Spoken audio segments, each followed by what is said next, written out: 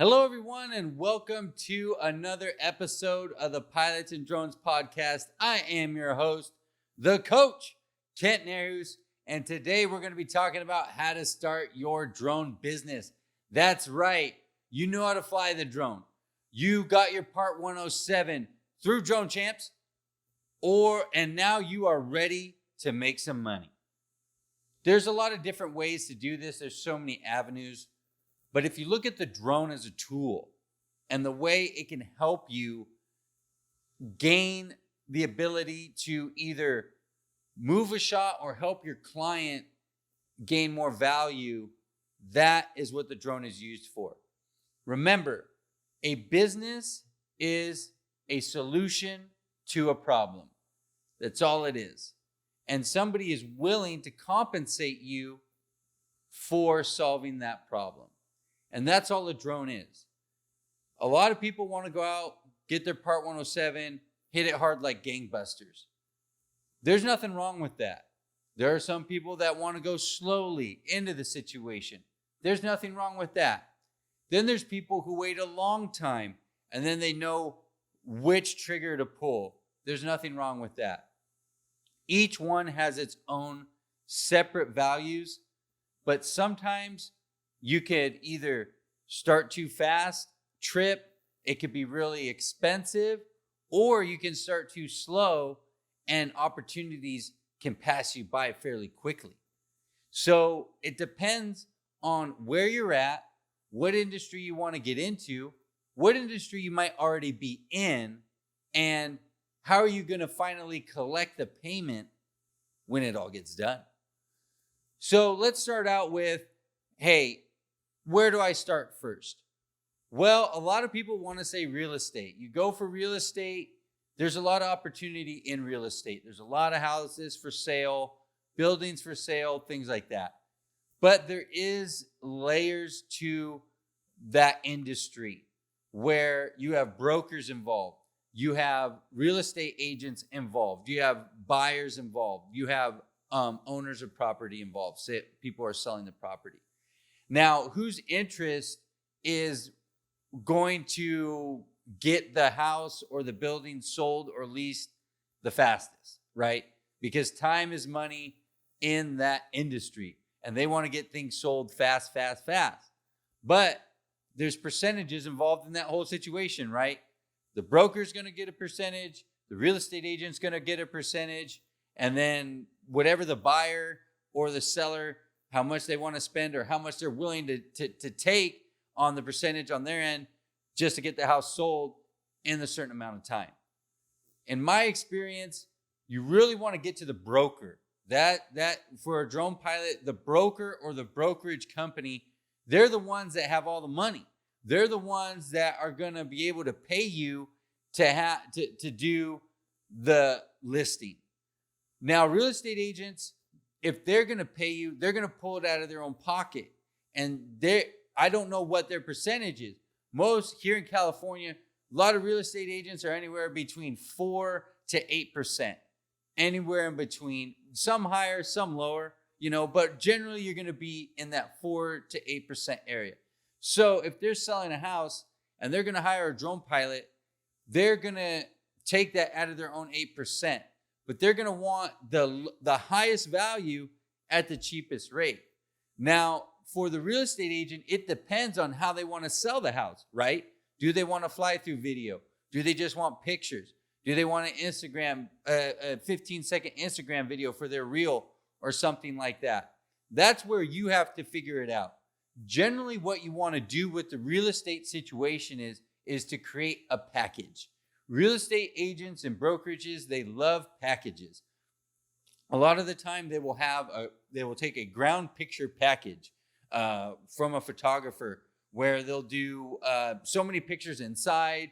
They might do a 3D Matterport where you can go in through the whole house via 3D modeling. So drones is going to give you that outdoor shot along with a possible fly through. It's 2025 when this video is being made. We're starting to see a slowdown of the fly-through videos. Yes, they're cool, but a lot of people are just doing gimbals now the walkthrough gimbals, which there's no problem with that. Less liability. Also, too, you got to be careful. Some drone insurance providers do not insure indoor flights, and we'll get to insurance in a second. But again, if you're going to go after this low-hanging fruit, car dealerships, real estate listings, things like that, even construction sites, these aren't really going to be something that's going to give you too much of a moneymaker in a mass. Okay, yes, there's going to be people that have this contract and they're making whatever $3,500 or however much money off of that dealership or these listings per month, right? They have a deal going on, but you might be brand new. You don't know what's going on at all, right? If you already are established and you want to hire a drone pilot, it is still a good idea. If you're a realtor, if you're a broker, if you're a business owner and you want drones to help promote your business, it is a good idea to get educated with the laws, with the regulations. So if an incident does happen, you make sure that your insurance company covers it. So next step, how do you get paid, right? Well, if you're John Doe and you don't have a business and I want to hire you for a mapping mission to do a $5,000 mapping mission out at some field for a farm, how can I pay you? You're not an employee of the company and you're going to be subcontracted, what they call 1099 here in California. Every state's different. This is not financial advice. I don't want to get in trouble. But what you do is you have to now open up a business. You have to register a business in the United States. There's a few different layers to this. One is a sole prop here in California. That's the easiest entry level. You open up a bank account. You do an ad online, an ad through a newspaper. You pay some fees through your county where you register it at. And now you have the ability to take a check. But the thing about a sole proprietorship is all the liability is on you. If you crash your drone or if something happens, it's on you. There's nothing else. You could end up going bankrupt if somebody sues you enough. So we go to our next step, which is a limited liability corporation or an LLC. Now there's different types. There's single member, there's C Corp, there's S Corp. Single member is kind of like your sole prop, a little bit on steroids. But what an LLC does, a limited liability corporation, is it takes a liability off of you as the individual. So you crash your drone, someone sues you. They're not suing you, John Doe. They're suing the LLC. Now remember this. If you purchase things or do things through your LLC, you do not own those personally. So remember that. Your drones that you buy need to be for drone work that you're doing through the LLC. Now, of course, you're the business owner and you can do whatever you want with the drones that you have. But remember, that's what it's for, especially when it comes to accounting and writing things up. Okay? So the next one, you just go full-blown corporation. You can go conglomerate or whatever. But the basic two, you're going to be sole prop or LLC. And that's where you're going to get started. Now, the LLC or sole prop, someone hires you to do the fields for $5,000, no problem. $5,000, write the check to John Doe Drones John Doe Drones LLC, and you're good to go, right? You take the check, you're going to end up paying the taxes. That's what you're going to have to remember if you want to go through this industry or any industry in reality.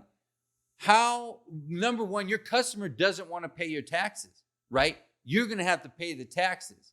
So the LLC or the sole prop, the taxes are now on you, right? You're going to now front up the taxes. So however you deal with the taxes and your write-offs and your expenses and things like that, that's up to you. You should contact a accounting agent, an official CPA or something like that in your state to get the proper advice in your state, because you could open up your drone business in your state, and you might see something in a forum and they might say one thing, but they could be in a different state. State laws, county laws, even city laws, those matter when it comes to opening up your business and starting your business.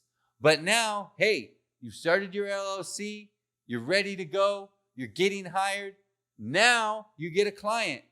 They say, hey, I want you to come do my construction site, take pictures, progression shots once a month, and I'll pay you $400. Okay? So you're going to come out. You say, great. They say, okay, send me the paperwork. You start talking to their paperwork, and you start going over the paperwork and reviewing it. And what do you see? Insurance requirement. Remember this. There's two industries or two departments that run all of our lives. One is accounting. Two is insurance. Why? What does accounting tell you? Can we afford this? What does insurance tell you?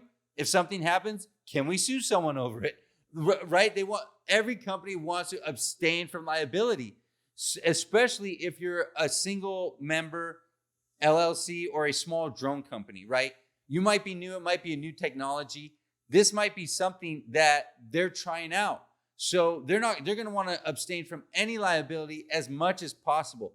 Let me tell you, in some of the jobs that I have done, I have double layered insurance. And what that means is sometimes what I'll do is I'll have my general liability insurance, which is a $2 million policy. And then I will require the pilot, if I hire a pilot to do another job for me, I will require them to have insurance themselves. So I will put them on my insurance, and then they will have their own insurance as well. A lot of cities and municipalities like that. They like double layering. They like the protection. So if you're trying to get into something like that, that's my best advice. You got to get through the insurance people first, because if you don't have insurance, it's never going to work. Nobody's going to have you on site. You're never going to make the big bucks. You're going to end up doing real estate houses for the rest of your life, making $200 at each house or something like that. If you want to make some real money and work with some real companies where your profit margins are large, you're going to have to get insurance. Now, I'm going to give a plug to my man, Joe Ernster of the Bullock Agency. He's been my man. He has handled my insurance for 10 years. So again, you're the drone expert, right? If you run into a customer who has a whole insurance department and they're starting to ask you questions about your insurance policy, that's not your job. Your job is to fly the drones. Pass it over to the insurance broker and let them handle it, okay? Do not try to be an insurance expert, because if you start doing that and you start fumbling and you give the wrong information, then that could cost you the job in the end. So make sure you try to stay in your lane as much as possible. Don't try to be a jack of all trades when it comes to business, because the thing is if you're flying your drone and you're doing everything on your own, that's hard enough as it is. So it's going to be hard for you to allocate all the other parts of your business as well. So those are going to be expenses that come in. But again, those are the three main things that you want to get done if you want to start a business here in the United States, a drone business in the United States. Now, sales, whatever, that's up to you. That's next, right? But what have we gone over today is after you get your drone license, right, you're going to want to open up a business, right, whether it be sole prop or LLC, and you're going to want to get yourself some insurance as well. Now, we'll go over where to get your first sales in a later episode, because that's a real hard part, right? You're all set up, everything's good to go, but now where are my clients? Where are the people who are going to pay me for my awesome drone shots? Or how am I going to be able to sell my drone services to a new idea or a new company that I know if I can provide those solutions with my drone, I can make a big payday. So again, my name is Kent Nerhus. This is the Pilots and Drones podcast. Be sure to check out our website with Drone Champs. Get the merch here. We got shirts and everything. This is the coach, and we'll see you on the next flight.